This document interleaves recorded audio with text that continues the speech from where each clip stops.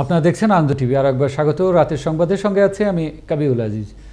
গেল 25 আগস্ট বিকেলে ফরিদপুর সদরের কানাইপুরের ঢাকা খুলনা মহাসড়কে রামদা ছোড়া এবং লাঠিসহ দেশীয় অস্ত্রশস্ত্র সজ্জিত হয়ে মহাসড়কে মহড়া দেওয়ার ঘটনায় দায়ের করা মামলায় 5 জনকে গ্রেপ্তার করল কোতোয়ালি থানা পুলিশ।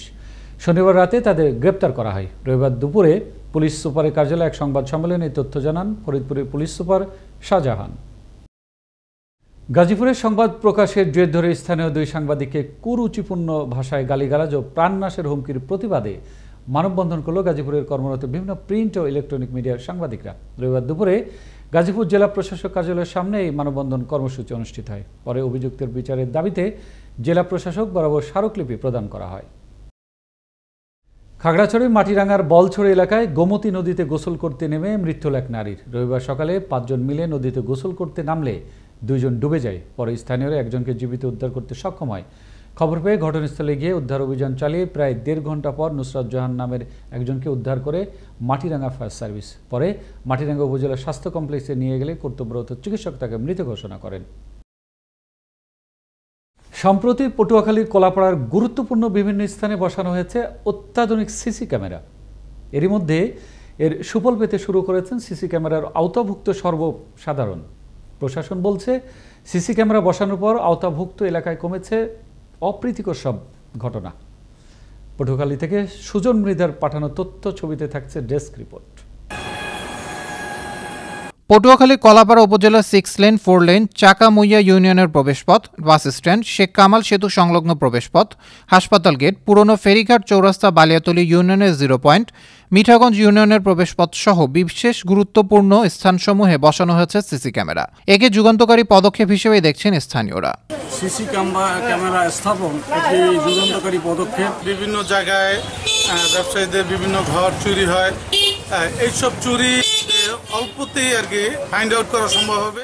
কলাপাড়া পৌর ভবন এবং ব্রিজের টোল পয়েন্ট সহ শহরের অধিকাংশ ব্যবসায়ীরা এসেছেন সিসি ক্যামেরার আওতায়। এর সুফলও পাচ্ছেন তারা। বাজারে সিসি ক্যামেরা থাকে, আওতায় থাকে, তাহলে চুরি করার সুযোগ পাবেন না। আমার এক সহকর্মী সরকারি প্রাথমিক বিদ্যালয়ের শিক্ষক, যিনি সম্প্রতি একটা মুদি দোকানে একটা টাকা চুরি হয়ে যায়। এই যে সিসি ক্যামেরার মাধ্যমে আর কি এইটা পরবর্তীতে আপনার চোখে শনাক্ত করতে পেরেছিলাম। সুফল লাভ করা এমনই একজন শিক্ষক সোহরাবুদ্দিন বিশ্বাস, যিনি ভুল করে গাড়িতে টাকা ফেলে গিয়ে কলাপাড়া থানা পুলিশকে অবহিত করেন। পরে সিসি ক্যামেরা দেখেই পুলিশ টাকা উদ্ধার করে ফিরিয়ে দেন এই শিক্ষককে। ভুলে টাকা রেখে যাই, তারপর আমি থানা কর্মকর্তার কাছে আমি জানাই। পরে তারা আমার টাকা দাম দিচ্ছে, আমি গিয়ে আমার টাকা চাওড়া গিয়ে টাকা উদ্ধার।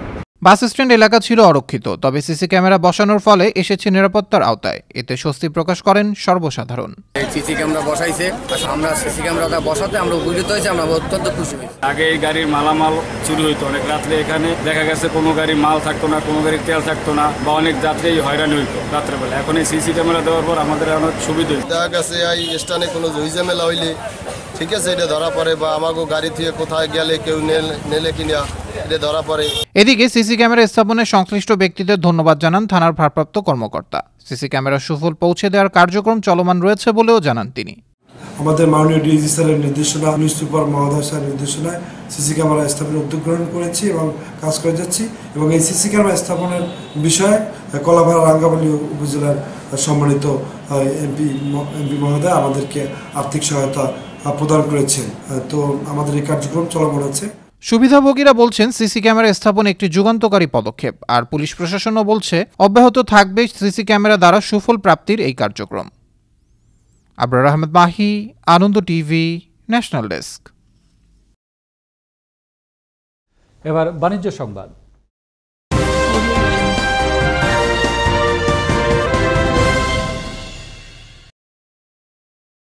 জাতির জনক বঙ্গবন্ধু শেখ মুজিবুর রহমানের আদর্শে দেশের স্কুল শিক্ষার্থীদের অনুপ্রাণিত করতে এবার রংপুর বিভাগের 50টি স্কুলে 2000 কপি গ্রাফিক নোভেল মুজিব বিতরণ করল বিকাশ। দেশজুড়ে 500টি স্কুলে 20,000 কপি গ্রাফিক নোভেল মুজিব বিতরণ কার্যক্রমের অংশ হিসেবে বিশ্ব সাহিত্য কেন্দ্রের মাধ্যমে এর আগে ঢাকা, রাজশাহী, বরিশাল, ময়মনসিংহ, সিলেট ও খুলনা বিভাগের বিভিন্ন স্কুলে এই গ্রাফিক নোভেল বিতরণ করা হয়। রবিবার সকালে রংপুর জেলা শিল্পকলা একাডেমিতে স্কুল প্রতিনিধি শিক্ষার্থীদের হাতে বই তুলে দেন রংপুরের অতিরিক্ত বিভাগীয় কমিশনার ইব্রাহিম খান সহ অন্যান্যরা। শেষ করবো আনন্দ টিভি রাতের সংবাদ, তবে শেষ করার আগে শিরোনামগুলো জানিয়ে দিচ্ছি আরও একবার। যারা রোহিঙ্গাদের ফিরিয়ে নেওয়ার বিষয়ে প্রস্তাব দিয়েছেন, যাচাই বাছাই করা হচ্ছে তাদের প্রস্তাব, জানালেন স্বরাষ্ট্রমন্ত্রী। জাতীয় সংসদের ডেপুটি স্পিকার হলেন সাবেক স্বরাষ্ট্র প্রতিমন্ত্রী ও পাবনা 1 আসনের সংসদ সদস্য শামসুল হক টুকু। এবং অনুমোদনহীন হাসপাতাল ও ক্লিনিকের বিরুদ্ধে সোমবার থেকে আবার অভিযানে নামছে স্বাস্থ্য অধিদপ্তর।